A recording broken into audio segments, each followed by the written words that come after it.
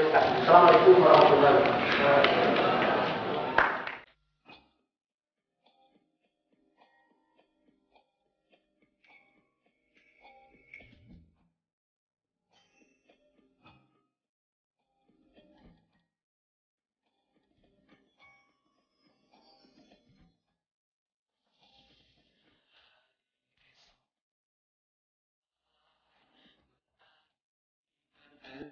Ada kata-kata yang kalau kita tanya apa bisa dibuktikan bahwa itu sebagai Yesus.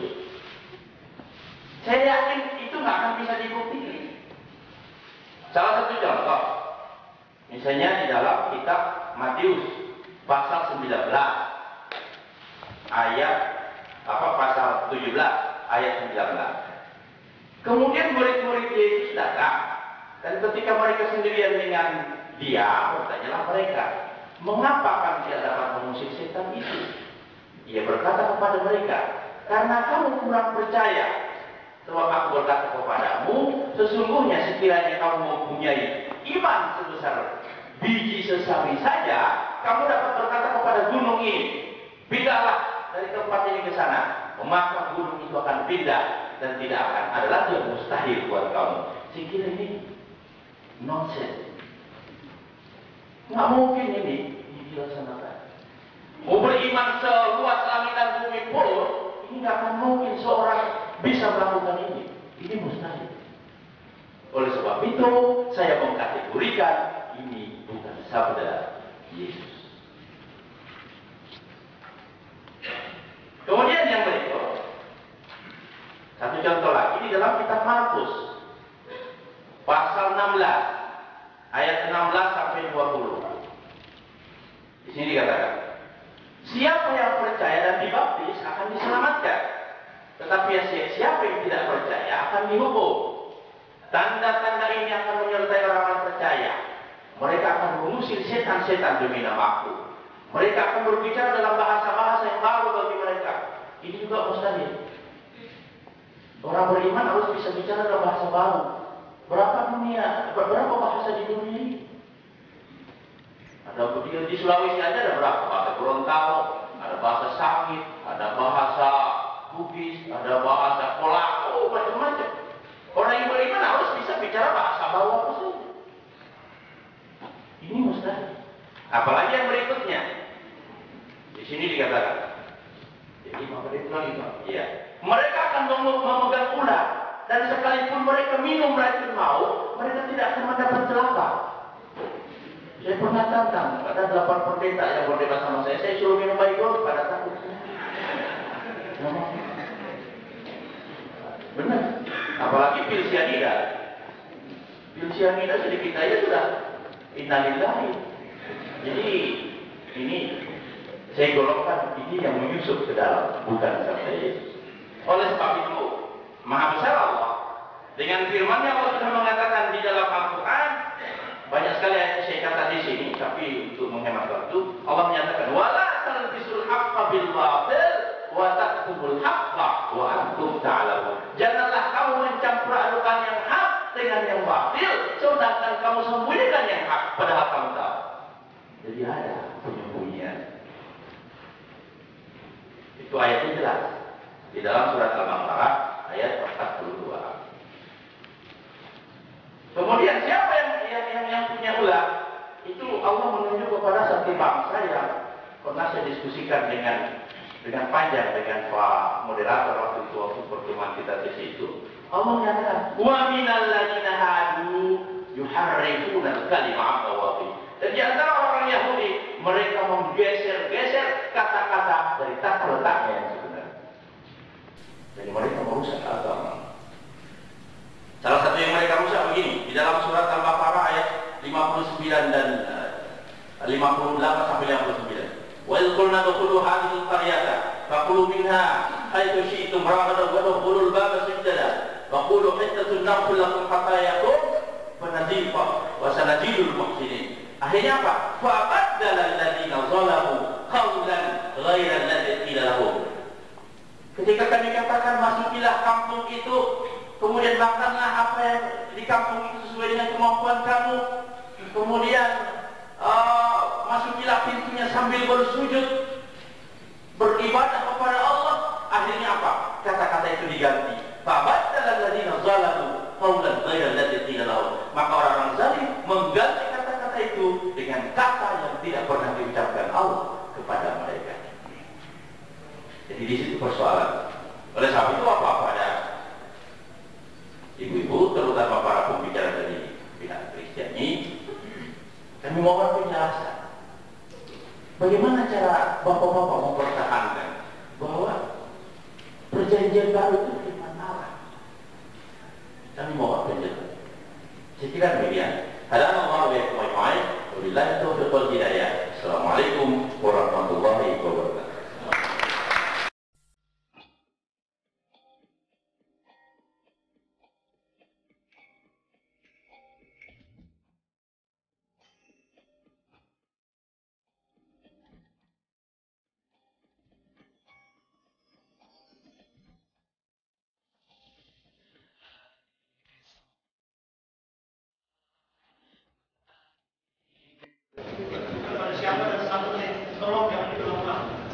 Ya, terima kasih. Sebelumnya saya jelaskan sedikit. Saya datang ke sini bukan pro Kristen, bukan pro Islam, karena saya sendiri sedang mencari kebenaran. Karena di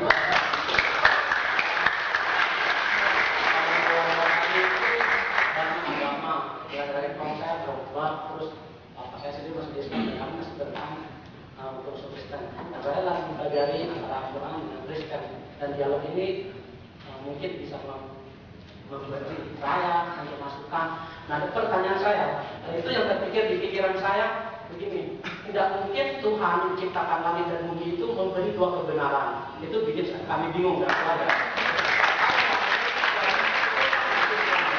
Nah, cuman masalah begini, saya melihat dari awal, kalau saya kemudian saya bertanya sama kedua bapak, baik dari Islam maupun dari Kristen, minta jelasin begini. Kalau saya lihat dari awal, itu tulisannya YHWH ya.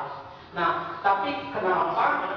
Ya, pertanyaan saya kenapa pas di Al-Quran itu berubah jadi Allah, kalau bahasa Ibrani Yesus berubah jadi Isa.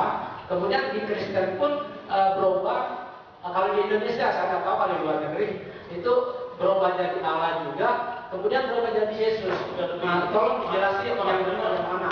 Terima kasih.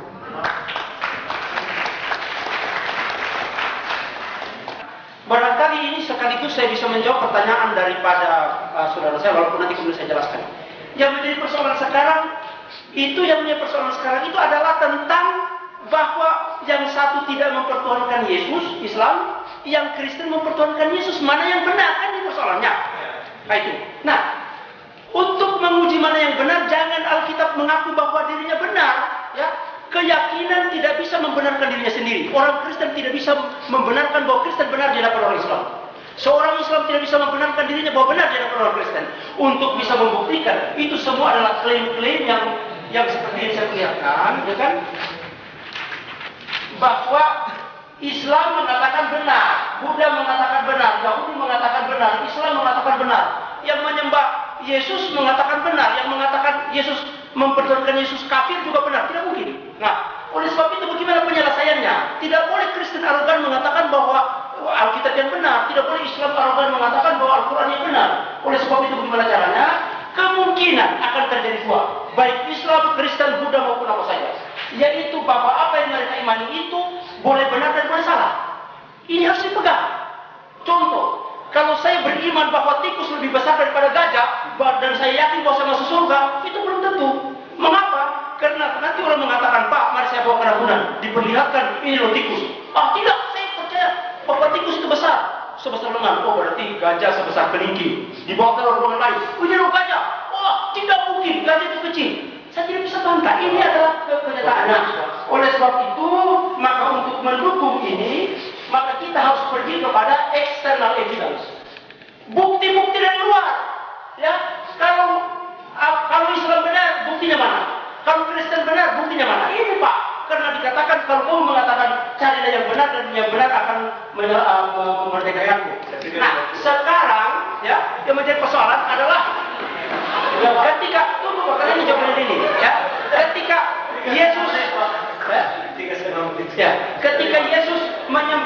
Allah, maka kita taat kepada Yesus. Sekarang Yesus tidak pernah yang menyembah orang menyembah dirinya. Kenapa orang Kristen menyembah Yesus? Siapa yang ajar itu? Tolong.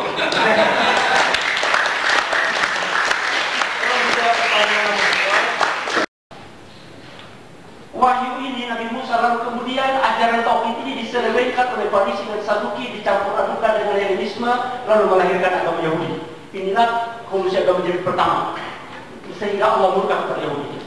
Lalu kemudian ajaran ini lalu dimurnikan oleh Nabi Isa, oleh Yesus, ya, menjadi tauhid kembali. Jangan kamu menyangka bahwa saya datang untuk menghilangkan Taurat dan kitab para nabi, tapi saya datang untuk memurnikannya. Lah.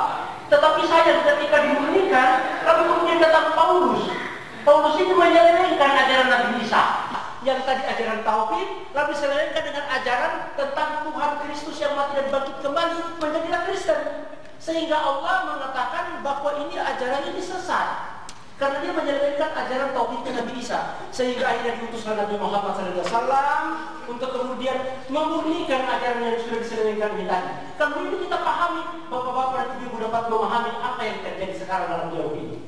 Ini adalah kejadian bagaimana ajaran tauhid Nabi Isa diselewengkan oleh Paulus. Itu adalah dikatakan bahwa Yesus anak Allah, bahwa Yesus adalah Tuhan dalam keputusan sidang gereja, dan Roh Kudus adalah Tuhan dan sebagainya. Itu adalah hasil daripada pekerjaan Paulus yang dikembangkan oleh gereja menyelewengkan ajaran Nabi Isa.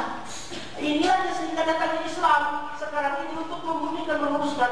Makanya di dalam surah Al-Fatihah, Ihdinas siratal mustaqim, tunjukilah kami jalan yang lurus ya Allah. Siratal ladzina an'amta 'alaihim, jalan nabi-nabi yang engkau pernah. Ghairil maghdubi, bukan jalannya orang yang memurkai Yahudi, dan bukan pula jalannya orang sesat, yaitu adalah umat Kristen yang telah menyelewengkan ajaran Nabi Isa dan mempertuhankan Nabi Isa. Saya mohon kepada Pak moderator. Bagaimana? 1 menit bisa? Kalau bisa 2 menit kali ya. Mohon. Pertama saya ingin bertanya, Pak Liau, di dalam Bible ini, kitab ini terdapat banyak kitab-kitab yang tidak diketahui siapa. Ini kitab sudah 2000 tahun lebih. Coba, kenapa Bapak tidak minta bantuan Roh Kudus? Saya minta kepada Roh Kudus, siapa sih penulis ini? Bagaimana kita meyakini satu kitab? Bagaimana kita meyakini satu kitab yang tidak diketahui asal usulnya, tidak diketahui penulisnya? Bagaimana kita ingin mengimaninya? Gitu? Jadi itu pertanyaan kepada Pak Liau. Kemudian yang barangkali yang kedua, Pak, itu pertanyaan yang satu renungan aja yang bilang tadi. Di dalam Matius 7 ayat 21 Pak ya, Yesus mengatakan, bukan semua yang berkata Tuhan itu akan masuk ke dalam kerjaan surga, melainkan mereka yang melakukan menurut kehendak Bapakku di surga. Oke. Nah sekarang yang ingin bertanya, ya. Pertanyaan saya. Jadi sebenarnya itu jumlahnya 74. Kalau kita itu berdasarkan teks perolaian 74. Kemudian Bapak menganjurkan untuk belajar dari buku-buku luar. Membaca referensi. Jangan hanya membaca buku-buku luar. Saya tidak mengerti buku luar ini sampai sejauh mana. Apakah buku yang ada di Pasar Senen itu termasuk buku luar, dan kemudian buku yang ada di Medan itu termasuk buku luar, hanya bukunya Pak Lengkong dan Pak Suhento yang buku dalam? Saya tidak mengerti. Tetapi ingat satu hal, ya, referensi saya ini hampir 100% adalah tulisan pakar-pakar Alkitab. Mereka yang membaktikan hidupnya untuk gereja dan Kristen. Dan setelah saya kutip, mereka juga berbicara jujur, menemukan bahwa sesungguhnya banyak sekali ajaran Kristen itu yang tidak sesuai dengan fakta sejarah, dan mereka sudah meninggalkan ajaran tersebut. Ya, mengapa saya sekarang menjadi berbicara di sini? Itu justru referensi saya adalah pakar-pakar Alkitab internasional. Kemudian Anda mengatakan akulah jalan. Apa artinya akulah jalan? Ini tolong ingat. Akulah jalan. Yesus mengatakan aku adalah seorang Muslim. Apakah kita di sini bahwa aku adalah jalan artinya aku Kristen? Tidak mungkin. Karena kalau dia mengatakan akulah jalan adalah akulah Kristen, dia suruh orang untuk menyembah dirinya. Tidak ada cerita Yesus menyuruh orang menyembah dirinya. Okay. Nah, yang terjadi adalah Yesus mengatakan dalam Matius pasal 4 ayat 10, sembahlah Allah Tuhanku dan Tuhanmu. Dan di dalam Markus pasal 12 ayat 28, sama Israel Adonai Elohim Adonai Ahad, dengarlah Israel, Tuhan Allah kita Tuhan itu. Bukan Tuhan itu, Pak. Terima kasih. Ada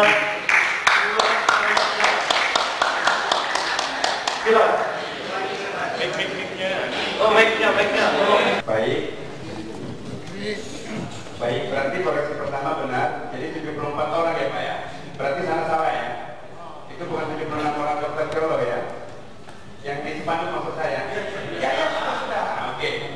Baik, menanggapi Bapak tadi, maksud saya kalau kita berusaha terus untuk mencari-cari kesalahan dari Alkitab seperti yang kata Bapak Suyanto, jadi kita mencari kesalahan terus begitu, dan itu tidak akan terbantahkan. Tapi bagaimana coba Bapak menyerap dulu, mungkin merendahkan diri lah, kira-kira begitu maksudnya. Karena begini, merendahkan diri baru belajar lagi, nanti semoga Roh Kudus akan memberikan pencerahan. Satu, tanggapan pertama, tanggapan kedua. Sudah saya pikir cukup.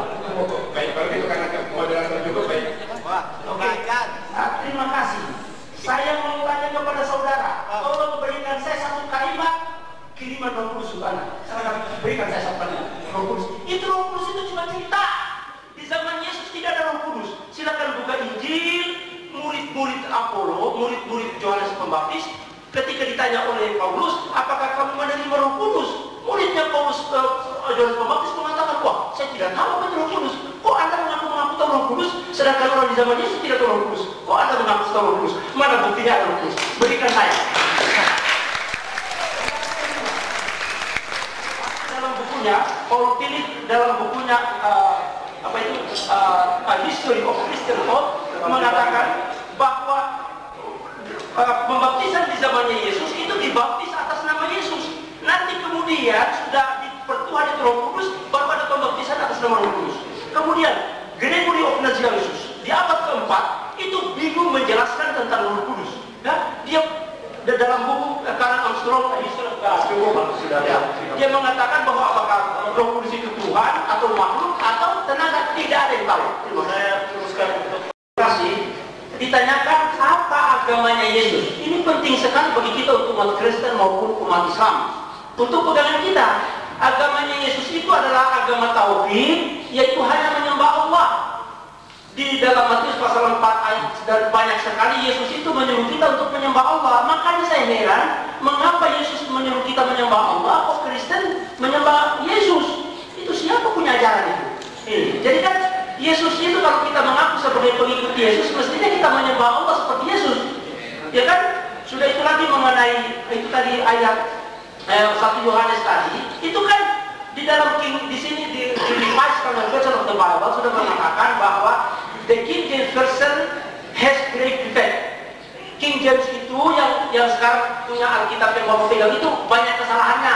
Di antaranya kesalahannya adalah bahwa masih membuat 1 Yohanes pasal 5 ayat 7 sampai 8. Itu adalah perlu direvisi, makanya direvisi di sini sudah tidak ada itu ayat karena itu ayat palsu. Itu Pak. Oke. Di situ mengenai Trinitas, baiklah kita, ya, baiklah kita itu terjemah di situ bukan jamak berarti banyak orang Pak. We di dalam bahasa Inggris maupun bahasa Indonesia itu namanya jamak kemuliaan. Tidak ada orang Yahudi yang menyembah mengaku bahwa Tuhan itu banyak. Ini kan keliru.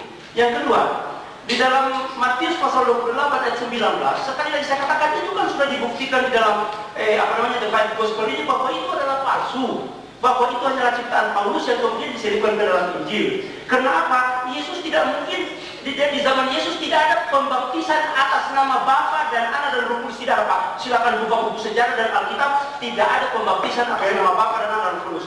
Yang kedua, mengenai Yohanes pasal 5 ayat 7 sampai 8, itu ayat palsu Pak. Semua naskah Alkitab bahasa Yunani tidak ada ayat itu. Ayat itu baru diselipkan ke dalam Injil ketika dikutip, ketika dicetak di Frankfurt, Jerman tahun 1574. Perlu dicatat Pak.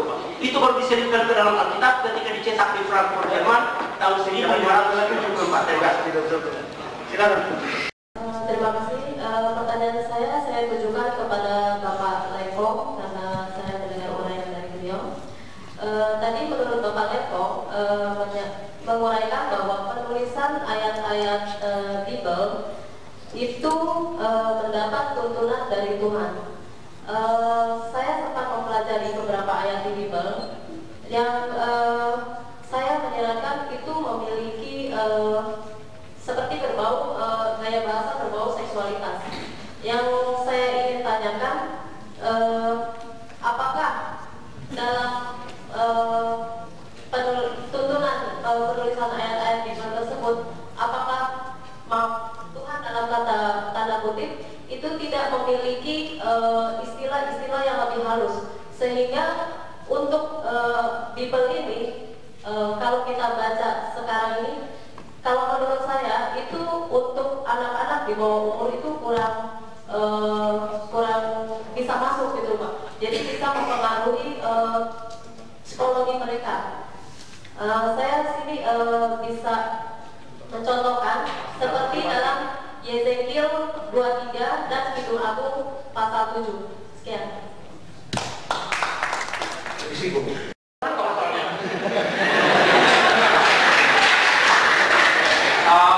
Sebelum dijawab, supaya nanti dijawab sekalian, saya sangat sedih dengan jawaban Pak Leko tadi. Itu jawaban menimbulkan persoalan. Ini, semua orang Islam di dunia mengaku Yesus itu pintar, suci, dan tidak bodoh. Kalau Bible mengatakan Yesus itu nggak tahu musik, Yesus itu bodoh, Bible ini dong yang disalahin. Kenapa umat Islam disalahin? Bible ini menuduh Yesus benar. Maka tuduhan dalam Bible ini harus dibersihkan. Ya waktu itu ayat yang menuduh Yesus bodoh dan sebagainya. Apalagi kalau menurut iman Kristen, dia Tuhan. Masa Tuhan? Misalnya dia begini, oh kamu tidak berbuat. Seharusnya kan dia bilang, berbuatlah kau.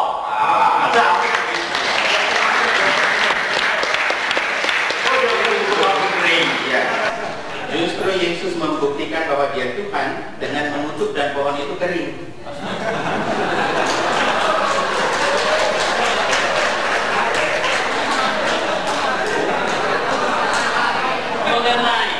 Mengenai katanya mungkin Yesus jahat kok pohon dikutuk, sebenarnya kami orang Kristen sangat memahami.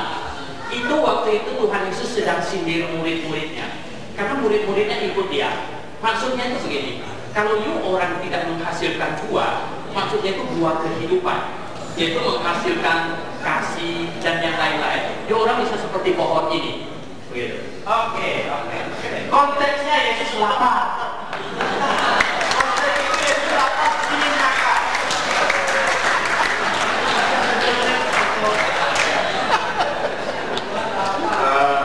Barangkali begini saudara-saudara, kesulitan dari saudara-saudara muslim memahami iman kami adalah kami mengakui pribadi Yesus itu pribadi teantropik. Artinya pribadi ini adalah pribadi ala manusia. Dan tetapi di dalam pribadi itu terdapat dua sifat, sifat ilahi dan sifat manusiawi. Kedua sifat ini bisa dibedakan, tidak terpisahkan dan tidak boleh dibaurkan. Nah ini yang tidak bisa dipahami oleh saudara-saudara muslim, sulit memahami. Sedangkan kami mengimani demikian. Nah, kami mengimani demikian, ini kesulitannya di situ. Oke, sampai kesempatan untuk Pak. Jadi begini, pada saat Yesus lapar itu dia jadi manusia, ya kan? Karena yang lapar itu kan manusia. Ketika dia mengutuk jadi Tuhan, tiba-tiba bagaimana? Kami ingin penjelasan prosesnya bagaimana itu beralih fungsi ACDC. Walaupun bagi orang Kristen bahwa Paulus itu rasul, tapi bagi saya dialah satu bukti daripada nabi yang palsu yang diwartakan oleh Yesus Kristus. Saya kira itu. Bapak Nawai, sebelumnya saya ingin lebih dulu membuat definisinya gitu. Jadi pengertian bahwa Paulus itu adalah nabi pendusta, kalau dalam pandangan Pak Nawai itu apa yang khususnya membuat Paulus menjadi dianggap nabi pendusta? Apakah karena tadi pernyataan Pak Nawai bahwa dia mengajarkan Trinitas? Apakah betul yang saya simpulkan ini? Bukan hanya Trinitas, pengakuan dia sendiri. Coba baca kitab Roma pasal 3. Tetapi, ini intinya nih. Tetapi jika kebenaran Allah oleh dustaku semakin melimpah bagi kemuliaannya, mengapa aku masih dihakimi lagi sebagai orang berdosa? Jadi kemuliaan Allah itu jadi melimpah gara-gara dustaku itu. Nah, kalau kita katakan dia pendusta kan tidak salah, karena dia memang mengatakan bahwa dia berdusta gitu. Jadi Bapak mempercayai perkataan Paulus itu? Bahwa dia pendusta? Setelah saya teliti memang dia pendusta karena dia berbeda dengan Yesus itu loh. Ya, maksud saya bukan hanya memparadokskan ya, tapi maksud saya kalau kita menganggap betul suatu pernyataan dari seseorang, maka kan logisnya kita juga menganggap betul pernyataannya di tempat yang lain. Iya. Karena satu ayat itu kan memang pada akhirnya kita terima dengan kita menafsirkan ayat itu kan.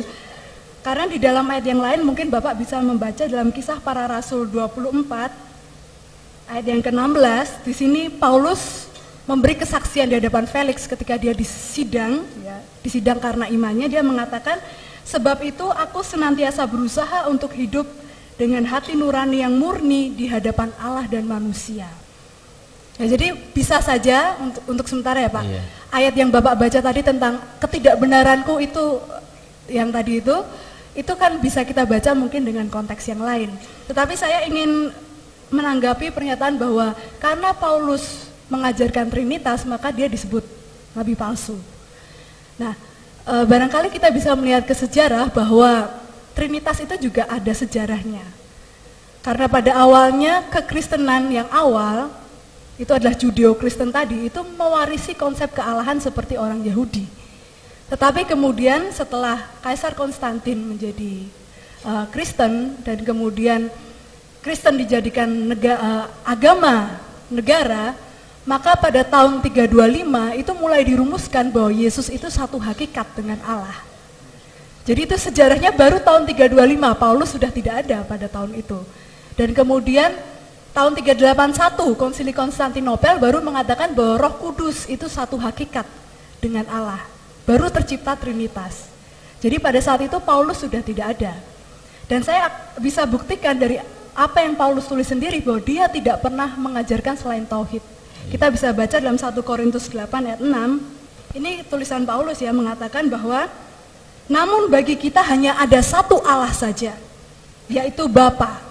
Kata Bapa di sini mengacu kepada Allahnya Abraham, Ishak, Yakub, Ismail ya. Yang daripadanya berasal segala sesuatu dan yang untuk Dia kita hidup, dan satu Tuhan saja.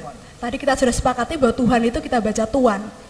Hanya satu Tuhan saja, yaitu Yesus Kristus, yang olehnya segala sesuatu telah dijadikan dan yang karena Dia kita hidup. Jadi di sini Paulus tidak pernah mengajarkan bahwa Allah itu ada 2, 3, 4 dan sebagainya. Allah itu satu, yaitu Bapa, yaitu Yahweh, yaitu Allahnya Abraham, Allahnya Ishak, Allahnya Yakub, Allahnya nenek moyang orang Israel. Dan Yesus itu adalah Tuhan. Dan di dalam 1 Korintus 11 ayat 3 di sini Paulus jelas sekali mengatakan bahwa tetapi aku mau supaya kamu mengetahui hal ini, yaitu kepala dari tiap laki-laki ialah Kristus, kepala dari perempuan ialah laki-laki, dan kepala dari Kristus ialah Allah. Jadi tidak ada yang lain selain tauhid di sini, Pak. Iya. Jadi saya pikir pernyataan bahwa Paulus mengajarkan Trinitas itu harus dicabut karena tidak ada buktinya. Berarti begini, ada yang mengatasnamakan Paulus mengintervensi Bible ini, namanya Mr. X. Ya gitu. Who is Mr. X? Ya itu kita cari. Yang penting bahwa ayatnya sudah kontradiktif. Itu persoalannya. Imma Paulus, apakah Paul, apakah Mr. X atau Mr. A dan sebagainya, not problem. Yes. The problem is the contradiction in this Bible. Maaf, kontradiksi ayat dengan ayat atau kontradiksi antara ayat dengan dogma? Ayat dengan ayat. Tadi sudah saya contohkan di dalam kitab Kejadian pasal 17, bahkan pada ayat ke-14-nya, orang yang tidak disunat itu harus dilenyapkan dari muka bumi gitu. Yesus kemudian disunat, ya kan? Pada kitab Lukas pasal 2 ayat 21. Tetapi kok oleh Mr. X ini kenapa kok diubah menjadi sunat hati, bukan sunat Oke. Potong gitu. Dibahas Pak. Terima kasih. Pertanyaannya mungkin Bapak disunat nggak gitu loh?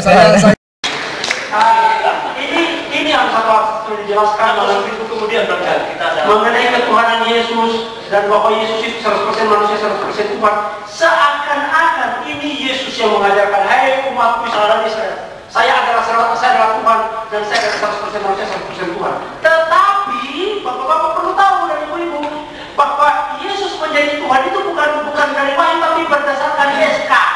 Ketuhanan Yesus itu diterbitkan oleh SK di sidang gereja di Indonesia pada tanggal 20 Mei tahun 1935. Waktu itu Tuhan Yesus jadi Tuhan. Yang kita toleransi kepada Bangsa sebetulnya sudah habis topik itu. Ada ya pertanyaan buat topik ini ya ini. Kita topik ke-9. Ya, topik ke-9.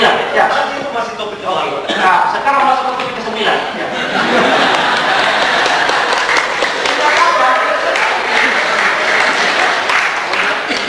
Di dalam ajaran gereja, ya kan dikatakan bahwa Yesus itu 100% manusia, 100% Tuhan. Seperti tadi dikatakan.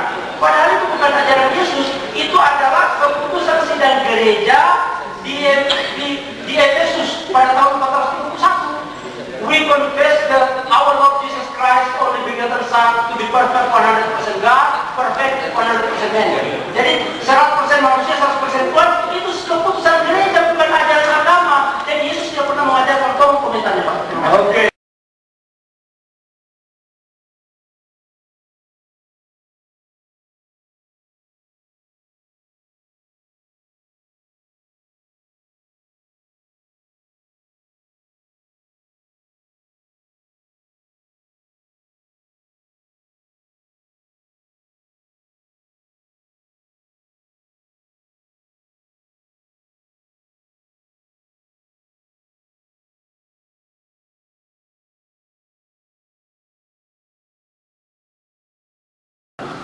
Oke, kalau misalnya umat Kristiani dan terutama para pembicara masih meyakini Yesus Tuhan, sekarang saya ingin bertanya lanjutan daripada ini. Waktu Yesus mau disalib, dia berteriak-teriak, Eli, Eli, lama sabachthani, Tuhanku, Tuhanku, mengapa kau tinggalkan aku? Kenapa dia tidak berteriak begini? Aku, mengapa aku tinggalkan aku? Tandanya dia juga kan? Bapak ada pertanyaan, masih ada setengah menit. Ini dalam buku apa namanya The Decline and Fall of the Roman Empire di halaman 397. Di situ diperlihatkan bahwa hampir setiap saat gereja Kristen itu membuat keputusan kredo. Hari ini dibikin lagi bahwa Yesus itu Tuhan. Besok lagi dibikin bahwa Roh Kudus itu adalah Tuhan. Mana boleh percaya pada apa namanya syahadat ke-12 Yesus itu adalah Allah. Syahadat ke-12 Yesus adalah Allah. Konsili di Nicea Yesus Tuhan. Konsili di Konstantinopel tahun 381 Roh Kudus sudah menjadi Tuhan. Ini ada apa ini? Dulu Roh Kudus tidak jadi Tuhan, tiba-tiba jadi Tuhan. Dulu Yesus tidak jadi Tuhan, tiba-tiba jadi Tuhan. Ada apa Pak? Berubah pikiran orang Kristen ini apa? Terima kasih. Oke. Minimal sebagai bapak sudah tentu Allah minimal kayak anak. Enak, sabarlah, kamu lagi dengan dosa. Ini malah ngibrit dia kan? Dia lari. Makanya Eli lama sabachthani. Oke. Ini jelas sekali kelihatan ya bahwa ajaran Kristen ini justru tidak bersandar kepada Yesus. Karena Yesus mengajarkan umatnya untuk bertobat, untuk meminta ampun kepada Allah langsung. Silakan lihat Lukas pasal 11 ayat 2 dan 4, itu diajarkan oleh Yesus untuk langsung meminta ampun atas dosa-dosanya kepada Allah. Bukan apa ajaran Paulus yang mengatakan bahwa Yesus sampai di syarat dia yang salib, itu yang dianut. Nah, itu bertentangan dengan ajaran Yesus. Setelah bertentangan dengan ajaran Yesus, malah ajaran Paulus yang diambil. Justru bertentangan dengan Yesus. Yesus mengatakan kita meminta ampun langsung kepada Allah. Paulus mengatakan bahwa harus Yesus dikorbankan di salib, di kayu salib. Oh itu yang dipilih. Andai kata Allah langsung mengampuni manusia, apa salahnya? Sekarang, tolong dijelaskan kalau kita memohon ampun, ya Allah ampuni dosa saya. Terus Allah mengampuni dosanya, apa problemnya? Terima kasih. Ulangan pasal 18 dan 18 bagi kami umat Islam itu sebenarnya kita pahami adalah cerita tentang Nabi besar Muhammad Sallallahu Alaihi Wasallam. Bunyinya ya, seorang nabi akan kubangkitkan bagi mereka dari antara saudara mereka. Dari satu kata aja sudah terdapat kuncinya. Seorang nabi. Apakah umat Kristen mengakui Yesus sebagai seorang nabi? Iya. Kalau nabi ya bukan Tuhan dong. Nabi. Jadi seorang nabi akan kubangkitkan bagi mereka dari antara saudara mereka. Ini kalau dibahas jauh banget sih. Dan ujung-ujungnya Nabi besar Muhammad SAW, dia yang membawa berkah. Salah satu berkah yang dia bawa itu adalah melalui ketaatan kepada perjanjian kepada Allah melalui Nabi Ibrahim. Ketaatan itu sunnah. Bagaimana orang tidak disunat mau minta berkah kepada Nabi Ibrahim? Terima kasih. Ini sangat disayangkan yang mengatakan bahwa Paulus kebelakangan baru mengatakan. Yang pertama-tama mengumumkan bahwa Yesus itu adalah anak Allah itu Paulus tahun 58. Ingat, ini suatu penyesakan bahwa surat-surat Paulus itu ditaruh di belakang. Sesungguhnya yang pertama muncul di dunia ini adalah surat Paulus. Ingat, Paulus yang mula-mula mengumumkan bahwa Yesus itu adalah anak Allah. Ya, sudah itu setelah Yesus diumumkan sebagai anak Allah, lalu kemudian di dalam Injil Markus kemana? Ya. Lalu kemudian anak Allah kapan? Anak Allah diangkat pada saat kebangkitan. Ini konsep Paulus. Anak Allah pada kebangkitan. Lalu kemudian dimundur. Ya. Markus mengatakan bahwa Yesus menjadi anak Allah ketika dia dibaptis di Sungai Yordan. Mundur lagi. Lalu kemudian Matius. Ya, Matius sudah 40 tahun kemudian baru menulis lagi mengatakan bahwa Yesus ini menjadi anak Allah ketika dia lahir. Loh, ini adalah konsep-konsep yang baru dikembangkan, konsep penyembah berhala. Silakan buka Paul Pilih halaman 19 di dalam bukunya Historical Figure of Jesus mengatakan bahwa the concept of Son of God is a pagan concept. Bahwa ajaran anak Allah itu adalah ajaran penyembah berhala. Paul Pilih di sini di halaman 19 dikatakan bahwa the concept of Son of God is the pagan concept. Jadi anak Allah itu bukan ajaran Yesus. Yesus tidak pernah mengatakan kepada umatnya, hai umatku saya ini anak Allah. Tidak ada. Paulus lah yang mengangkat Yesus sebagai anak Allah, lalu kemudian diikuti oleh Markus, pendukungnya, diikuti oleh Lukas. Semua ini adalah pendukung-pendukung Paulus. Matius itu cuma nama saja, itu dicaplok namanya supaya bisa masuk dalam kanonisasi Alkitab. Tapi Matius bukan menulis Injil Matius. Boleh? Ya, saya menanggapi keberatan tersebut. Kalau kita bicara kronologi, kita mau mundur 700 tahun lebih ke belakang sebelum tarik Masehi. Gelar Allah ini sudah dinubuatkan akan dikenakan kepada anak yang dilahirkan perempuan tersebut yang ada di Yesaya 9. Ini tahun 700-an sebelum tarik Masehi. Ayat yang kelima dikatakan, sebab seorang anak telah lahir untuk kita, seorang putra telah diberikan untuk kita. Lambang pemerintahan ada di atas bahunya, dan namanya disebutkan orang penasihat ajaib, Allah yang perkasa, Bapa yang kekal, Raja Damai. Ini mundur 700 tahun sebelumnya. Sudah ada nubuatan seperti itu. Yesaya pasal 9 ayat 5.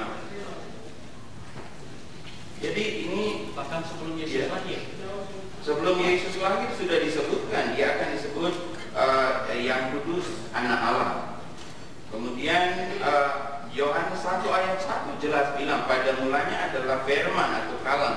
Kalam itu bersama-sama dengan Allah, dan kalam itu adalah Allah. Sehingga kami yakin betul akan, dan Yesus sendiri mengklaim dirinya seperti itu. Yesus mengklaim dirinya Maha Kuasa. Coba kita buka Wahyu 1. Kita periksa kitab Wahyu pasal yang pertama. Coba saudara-saudara narasumber dari pihak kaum muslim, karena mumpung ada pegang Alkitab, tolong periksa di Wahyu pasal 1. Itu dituliskan dengan jelas pengakuan tersebut. Coba kita baca ayat yang ke-8. Wahyu 1 ayat 8. Aku adalah Alfa dan Omega, firman Tuhan Allah, yang ada dan yang sudah ada dan yang akan datang, yang Maha Kuasa. Aku yang Maha Kuasa. Ini wahyu Yesus yang dibawa oleh malaikat kepada Yohanes di Pulau Patmos. Yesus bilang, aku yang Maha Kuasa. Al-awal, al-akhir, seperti dalam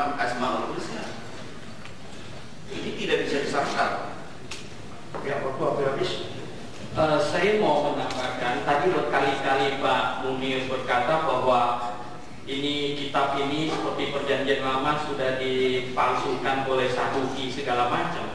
Secara ilmiah kita berkata begini, sebenarnya di dalam Quran sendiri ada mengatakan bahwa harus percaya kepada Taurat, Zabur dan Injil. Nah, kalau apa yang ada ini bukan yang asli, seseorang boleh menuduh ini tidak asli. Nomor satu, sekurang-kurangnya dia harus sudah pernah lihat yang asli, ya, atau menunjukkan yang asli. Gitu. Kalau tidak, itu tidak valid. Tempat selesai, kita masuk ke topik kelima. Terima kasih. Jangan lagi ulang-ulang. Ini benar Pak. Jadi pertama, saya sangat sayangkan bahwa Pak Lengkong 2 kali melakukan kekeliruan. Pertama, di dalam Yesaya pasal 9 ayat 5 itu bukan tentang Yesus, Pak. Silakan dibaca kembali. Sebab seorang anak telah lahir, di zaman sudah lahir, bukan nanti. Waduh, keliru sekali. 700 tahun yang lalu sudah lahir, mau dikahirkan lagi. Yang kedua, mari Pak kita belajar mengaji Alkitab. Wahyu pasal 1 ayat 8. Mari saya bacakan lagi sesuatu. Aku adalah Alfa dan Omega, firman Tuhan Allah. Siapa itu? Bukan firman Yesus. Firman Tuhan Allah. Allah mengatakan, Ana awal wal akhir. Saya adalah awal dan yang akhir. No, fix. Benar ya? Tapi bukan Yesus, Pak. Keliru ya.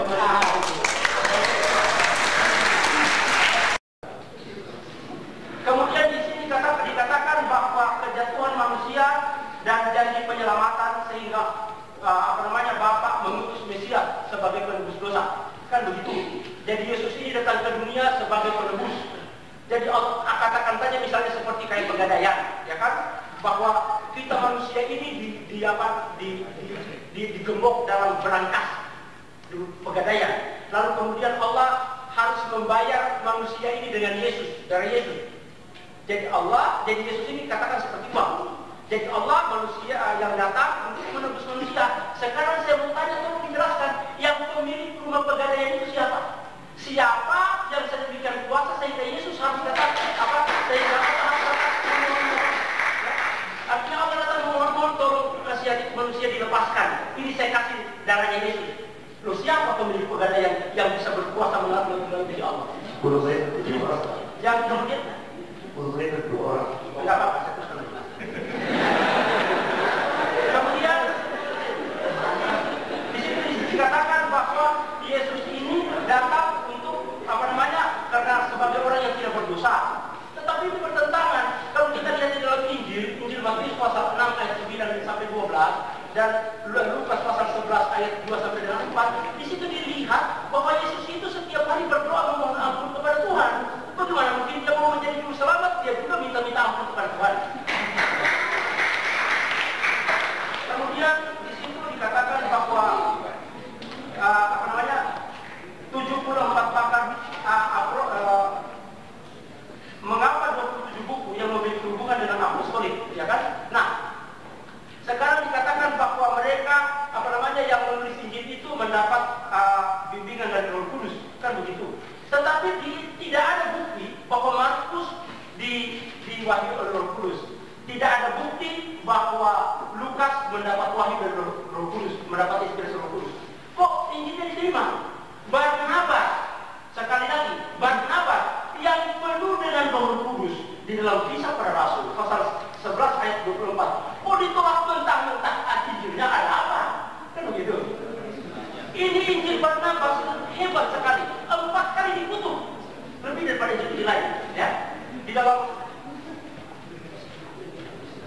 jadi Injil Barnabas itu dikutuk di Council of Nicaea, kemudian dikutuk lagi di dalam sidang gereja di Gelasius, dikutuk lagi oleh sidang gereja bagian-bagian barat. Semua dikutuk. Ada apa? Tolong dijelaskan. Ini Injil Barnabas 4 kali dikutuk sebelum datangnya Nabi Muhammad. Kenapa gitu? Ya, ini yang perlu dijelaskan. Kemudian dikatakan bahwa mereka ingin memisahkan, yang 74 ini ingin memisahkan Yesus dari sejarah. Loh, terbalik, malah justru mereka yang mengungkapkan fakta-fakta sejarah tentang Yesus. Gereja lah yang ngotot mempertahankan Kristus berdasarkan keimanan tanpa landasan sejarah. Seperti contoh,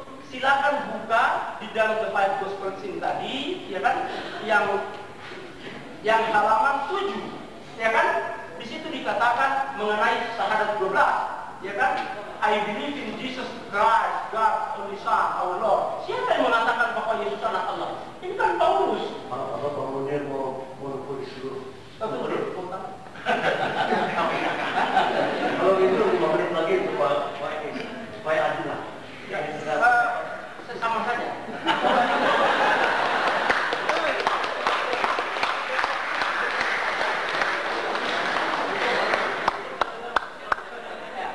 Christian. Yeah. And you are a Trinitarian. Huh? Are you a Trinitarian? Yes. Father, Son, and Holy Ghost. Right. You see now, that is your concept of God Almighty, Father, Son, and Holy Ghost, which we say is not the teaching of Christ. Jesus Christ, you see in the Gospel of St. Mark, chapter 12, verse 29, a learned man of the Jew comes to him and says, Master, what commandment is the first of all? And Jesus answers and says unto him, not for there are three that bear witness in heaven, the Father, the Word, and the Holy Ghost, and these three are one. No. He said the first is, in the Hebrew language, Shama Israelu Adonai Eloheinu Adonai Echad, which means, hear, O Israel, the Lord our God, the Lord is one. This is the first commandment as given by Jesus Christ. See, the first is that Lord God is the one and only God. No man can see God and live. God is not seen at any time. God is spirit, and those that worship him must worship him in truth and in spirit, not in form, not in shape, not in size. This verse about the Trinity, for there are three that bear witness in heaven, the Father, the Word, and the Holy Ghost, and these three are one, is in that Bible that brother is carrying. But in all the modern translation, including the RSV, the Revised Standard Version of the Bible. I wonder if you heard about the Revised Standard Version of the Bible, which is the most up-to-date Bible in the world today. This was brought about by 32 scholars of the highest eminence, backed by 50 cooperating denominations. And they have as a whole thrown it out, expunged it from the Bible. Would you like to have a look at it? It's not there. This verse on the Trinity is thrown out as a fabrication, as an interpolation. You know who did it? Not Jews, not Hindus, not Muslims, but Christian scholars of the highest eminence. So now you are creating a religion of a fabrication. This verse on the Trinity is a fabrication. Jesus Christ didn't teach you that the Father, Son, and Holy Ghost are co-equal and co-eternal. This is the teaching of your church. No, sir. Where does Jesus say, I and my Father, we are both equal? Does he say any such things? Does he say that he is God? Nowhere. There is not a single unequivocal statement in the whole encyclopedia called the Bible. Not a single, I hope you understand my English. Sure. Unequivocal means simple, straightforward, to say, I am God, or he says, worship me. If you can find such a statement, and you have a whole week while I'm around, you just bring that over at any of my meetings from your Bible, where Jesus says, I'm God, or where he says, worship me, and in front of all the people, I will be prepared to accept him as God, and I will be prepared to worship him. Right? I agree But with I'm giving you an opportunity after next Tuesday night. In your Bible, any Bible, whether it is the Roman Catholic version, or the King James version, or the Revised version, or the Revised Standard version, or the American Standard, or the Jehovah's Witness version, any Bible that you can name, bring it to me in any meeting, and in front of everybody, I will follow and join your church. How's that? Sure, I would agree with you. Right. So I'm giving you opportunity the next Tuesday night. Sorry, brother. Right, Dr. thank Ahmad, you. our time is running out according to the people of the whole. Tidak ada harga di mana saya harus kembali ke Katolik. Tidak ada. Kalau Yesus harus menjadi Tuhan, saya punya problem berat di logika untuk menerimanya. Saya punya akses yang luar biasa terhadap gereja. Paroki Malang, Gereja Ijen. Karena orang tua saya karyawan paroki, hanya satu yang saya ingin lakukan, bersahadat.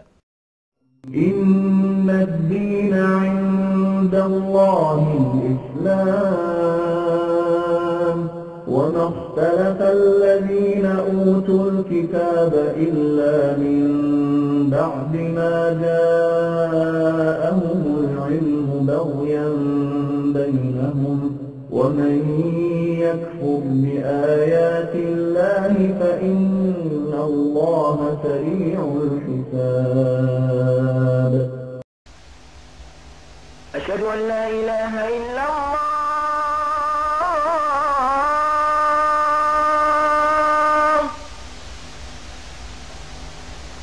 أشهد أن لا إله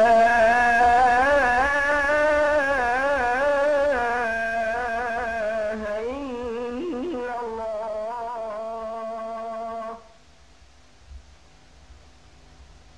أشهد أن محمدا رسول الله.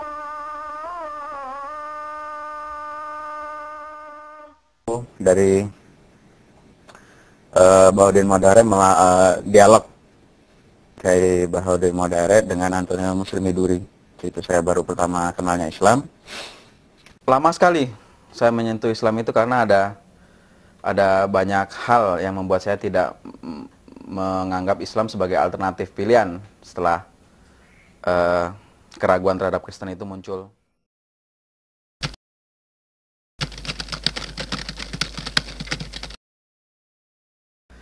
Pintu keluar saya dari Kristen Trinitas. Pintu masuk saya menuju Islam tidak langsung tauhid sebetulnya, tapi otentitas Quran.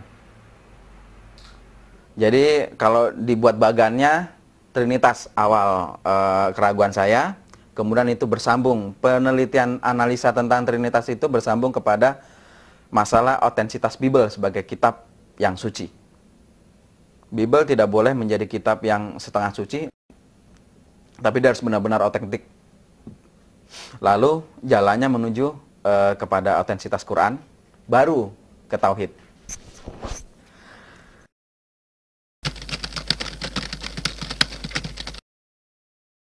Ya, semasa kami masih kanak-kanak, sekolah minggu sering kali diceritakan Yesus itu bagaimana riwayat hidupnya sampai akhir hayatnya, penyalipan di Golgota. Saya sebagai anak kecil menangkap dari kesan yang diberikan kepada Romo dan suster di sekolah minggu. Pertamanya Yesus itu adalah seorang kakak yang ideal. Mungkin karena saya anak pertama, jadi secara psikologis kata orang menginginkan figur seorang kakak. Karena saya sering melihat brosur-brosur gambar-gambar di buku-buku cerita itu, Yesus berkumpul bersama anak-anak, kayaknya baik sekali. Dan dia juga pernah bersabda bahwa anak-anak inilah yang akan mengisi surga. Rasa kasih sayang terhadap anak-anak itu luar biasa. Jadi saya sebagai seorang anak pertama mungkin tersentuh dengan figur kakak yang digambarkan oleh suster dan Romo. Tapi saat dikatakan kalau Yesus sebagai putra Tuhan, saya agak ada ganjalan. Tapi saya dapati jalan keluarnya, sebab di dalam Bible juga dikatakan seluruh orang yang percaya, beriman, berbuat baik, yaitu menjadi putra-putranya. Jadi putra anak di sini kias, hanya kalau hanya sebatas kias itu oke saja. Kenapa enggak kalau Yesus dibilang putra Tuhan? Kenapa enggak? Melihat tingkat ketakwaannya terhadap dia, tingkat imannya, tingkat percayanya terhadap Bapa, kenapa tidak gitu? Tapi saat kami diceritakan penyalipan, proses penyalipan, dan endingnya mesti ditutup dengan bahwa Yesus sebagai putra Tuhan disalib untuk menebus seluruh dosa manusia, yang lalu kemudian kami harus memanggilnya sebagai Tuhan, kami harus menganggapnya sebagai Tuhan, yang itulah jalan menuju pemahaman menuju Trinitas, yaitu awalnya dari penyalipan. Setelah seorang guru menceritakan penyalipan, kebangkitan, kenaikan, baru paham Trinitas diberikan. Jadi awalnya saya menganggap kakak, itu saya sangat senang sekali, cocok sekali di hati.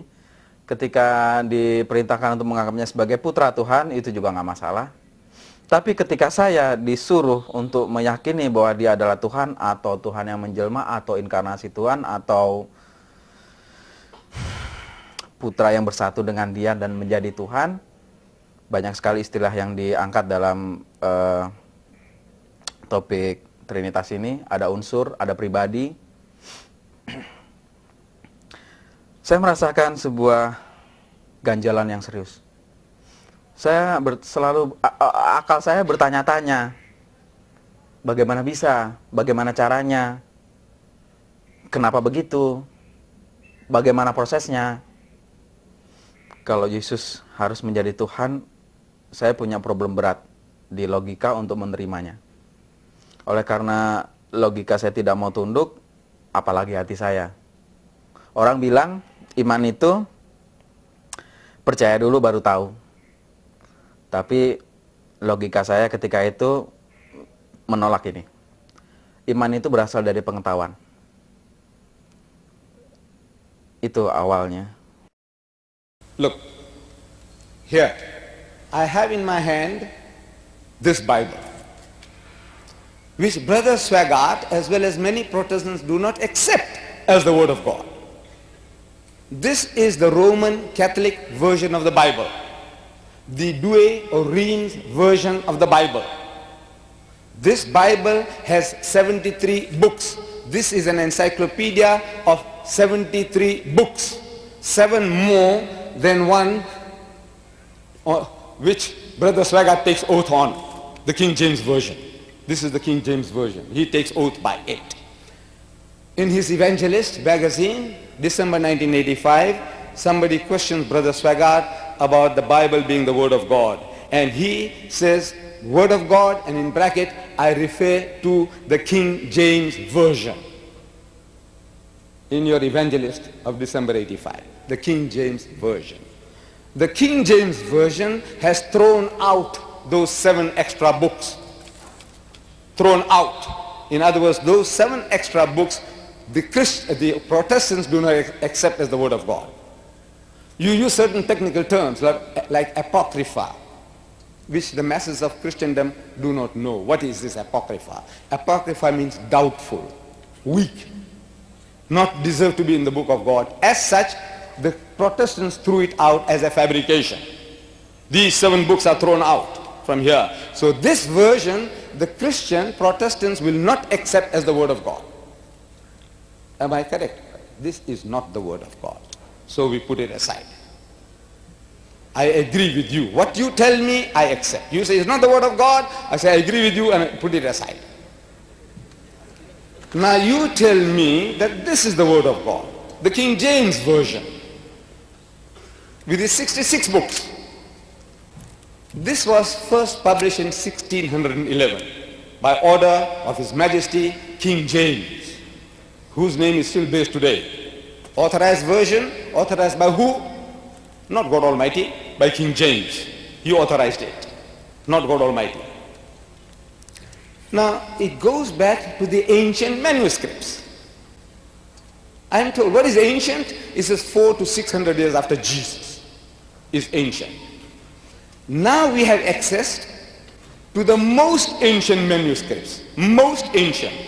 And this translation here, or version, the RSV, the Revised Standard Version, goes to the most ancient manuscripts. They date from 200 to 300 years after Jesus. So closer to the source, the more authentic any document would be, closer to the source. This is common sense. If Jesus, in the time of Jesus, if this was written and he had signed it, autographed it, no questions asked. This is 200 to 300 years after, this is 400 to 600 years after. So they published this translation, published in your own country here, as well as in Britain, Canada, all these countries, simultaneously you produce this Bible. And we are told some glowing tributes are being paid to this translation. It says here, Church of England newspaper says that the finest version which has been produced in the present century, this one, the finest version. Times Literary Supplement says a completely fresh translation by scholars of the highest eminence. Fullest use of the resources of modern scholarship, life and works, another publication says, the well-loved characteristics of the authorized version combined with a new accuracy of translation. New accuracy. And the Times of UK, England, says, the most accurate and close rendering of the original. These publishers of this Bible, the one who got it about first in 1952, so they say about the King James Version, the revisers of the Revised Standard Version, 32 scholars of the highest eminence, backed by 50 cooperating denominations, that the King James Version has with good reason been termed the noblest monument of English prose. Its revisers in 1881 expressed admiration for its simplicity, its dignity, the music, its power, its happy tones of expression, the music of its cadences, and the felicities of its rhythm. It entered as no other book has into the making of the personal character and the public institutions of the English-speaking peoples. So we owe to it an incalculable debt, the English-speaking peoples. The Americans, the Canadians, the British, and people like me who have adopted English as our mother tongue. Now, prepare for the shock. I said, prepare for the shock. From these 32 scholars of the highest eminence, backed by 50 cooperating denominations, they say, yet the King James Version has grave defects. And that these defects are so many and so serious.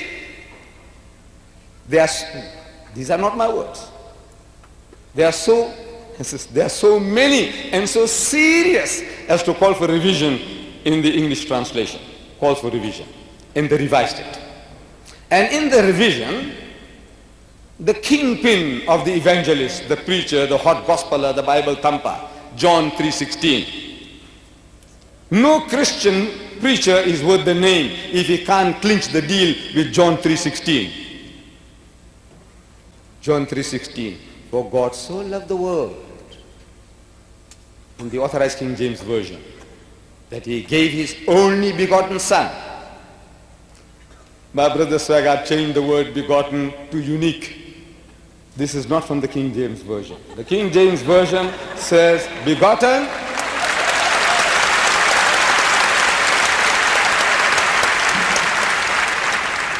I heard Brother Swagart on TV, or was it video, this morning. There he's speaking to a group as if it was his own church group, you know, giving some lessons on Babylon. I think it was on that or another one. He used the word begotten this morning. And in 8 hours' time, he changed it to unique. I'm asking, are you ashamed of the word begotten? Are you ashamed of it? That Jesus is the only begotten Son? He said, not like Adam. Adam was made by God. Every dog, pig and donkey was made by God. As such, metaphorically, he's the father of everything. But he said, no, Jesus is not like that. He's begotten, not made. I said, please explain. And no explanation. So this was something which the Muslims took exception to. And the 32 scholars of the highest eminence, backed by 50 cooperating denominations, they threw it out to appease us. Did the Muslims threaten you that, look, if you don't take that word out of the Bible, we won't supply you oil? Did they do that? The Arabs? Did they tell you no oil if you don't take this word out from the Bible? Why did you take it out? Because it was an interpolation. It was not the word of God. The Bible you are carrying, it has this interpolation. And you said this morning, I heard the tape, you said one word, even one word. It says if it is not supposed to be there and it's there, it says the whole book should be thrown away. Whole book. But it's not only one word. There are chunks and chunks of it, according to your revisers. And Brother Swagart tells me in one of his books that if you want to know anything factual, knowledge on any subject, you go to the experts. And he gives an example that if you want to know something about geology, you go to the geologist. If you want to know about the Bible, where do you go? To the barber, shoemaker? No, you go to the Bible experts, the Bible scholars, and they are telling you that this is a fabrication. Then the Trinity, Father, Son and Holy Ghost. Brother Swaggart also quotes ad verbatim from the first epistle of John, chapter 5, verse 7, where it says, for there are three that bear record in heaven, the Father, the Word, and the Holy Ghost, and these three are one. If he gives me time, he said, now look, which book? I can open it and show it to you. Which book? Ad verbatim, his quotation. I said, look, but it's not in my Bible. Is this not the Word of God? In my Bible, it's not there. Why is it not there? Because your scholars, 32 scholars of the highest eminence, Bible scholars, backed by 50 cooperating denominations, they say this is another fabrication, another interpolation. So they also threw it out without any ceremony. So, 2. And I give you the ascension. Brother Swaggart quotes in his book, Mark chapter 16, verse 16, another place, Mark chapter 16, verse 19. I say, it's not in my Bible. I didn't print this. The Jews didn't print it. The Hindus didn't print it. You Christians, you produced this book, and you are telling me that this is the most up-to-date Bible, going to the most ancient manuscripts. So I look up for Mark chapter 16. I see it ends at verse 8. 9 to 20 is missing. Did I take it out? The Muslims took it out? No. 32 scholars of the highest eminence, backed by 50 cooperating denominations, they thought it fit that this is another fabrication imposed upon Christendom. And they also threw it out. It's not in my Bible. Therefore, it is not the Word of God. If this is the Word of God, then that is not the Word of God. But I pick up another Bible. Look at this. Look at these two. Brother Swaggart, identical. Look at that. I see back again. It's inside. What was thrown out? The ascension. There are only two places in the Gospels. In the Gospel of Matthew, Mark, Luke, and John, there are only two places where ascension is mentioned. Mark chapter 16, verse 19. Luke chapter 24, verse 51. Thrown out of this version. Thrown out as fabrication. Ascension.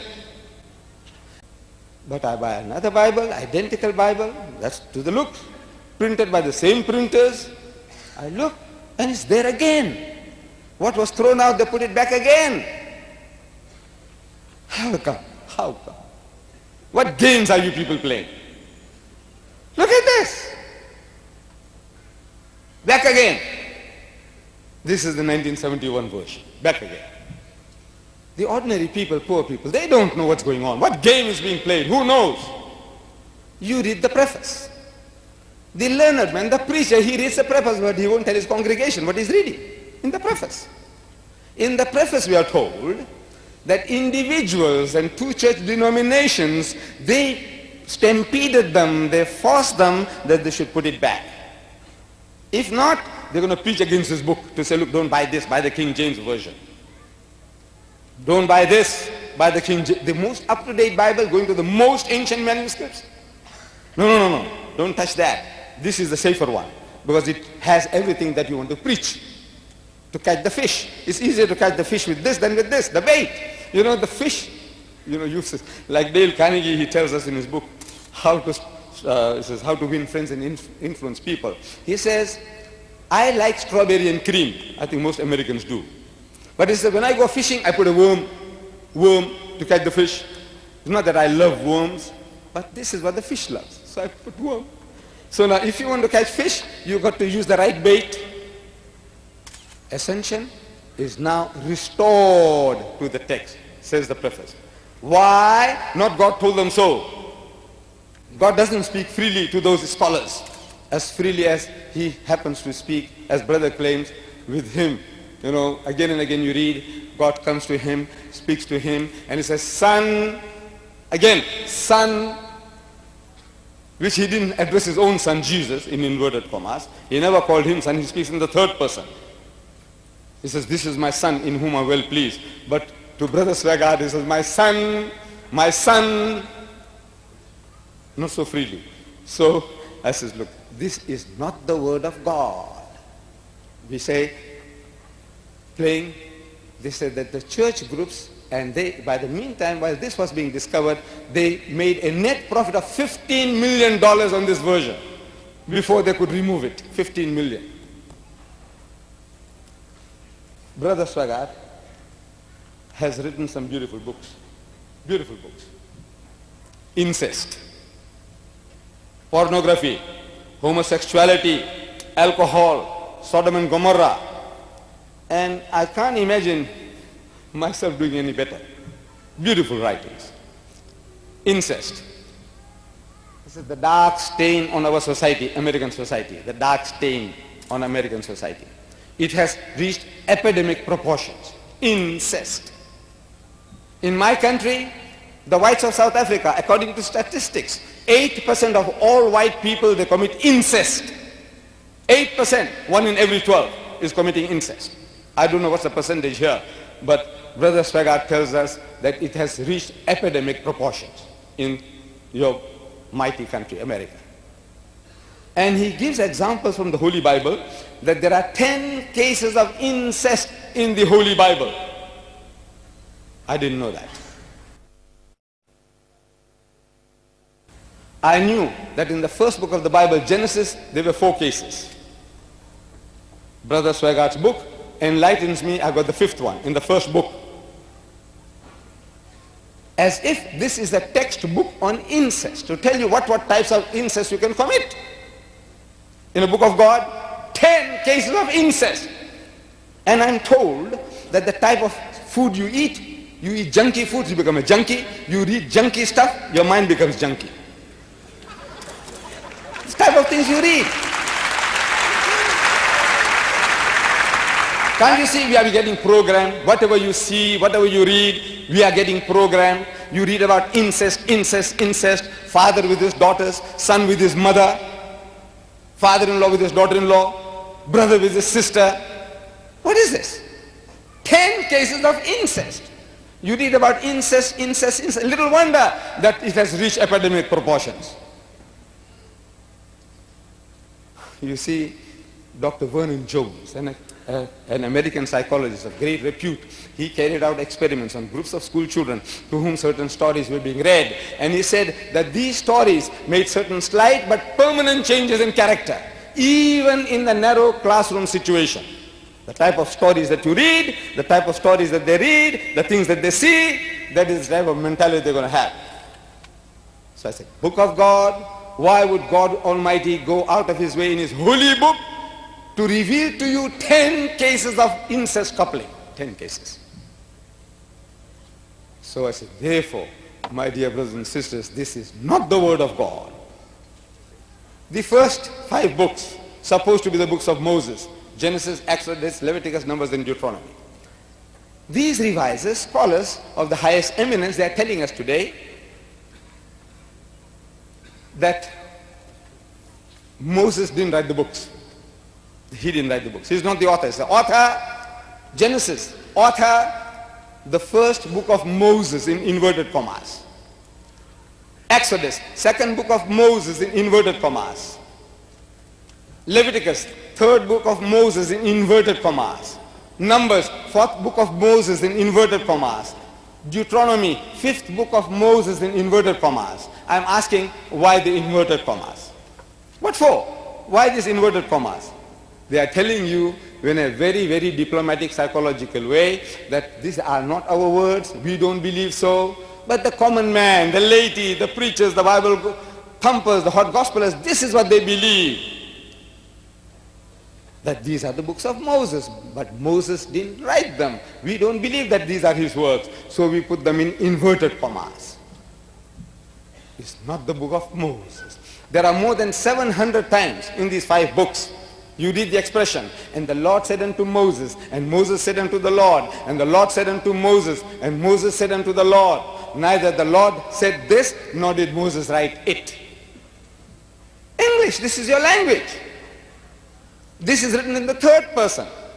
Not by God, not by Moses. If Moses wrote it, he would have said, the Lord said unto me, and I said unto the Lord. The Lord says, I said unto Moses, and Moses said unto me. This is in the third person, and that somebody else is writing about these things. It is not the word of God. It is not even the words of Moses. With regards to the obituary, I found out from Jewish scholars that Jewish prophets didn't write the obituaries. Before dying, he says, on my tombstone, you put these words, epitaphs. Jews didn't do that. In the book of Deuteronomy it says, my brother admits that it could be the works of Joshua, but they are supposed to be the books of Moses. How does Joshua fit in? It says, and there Moses died in the land of Moab. Died in the past tense. Over against Beth Peor. And no man knoweth of his sepulchre unto this day. And Moses was 120 years old when he died. Of course, God can do anything. God can do anything.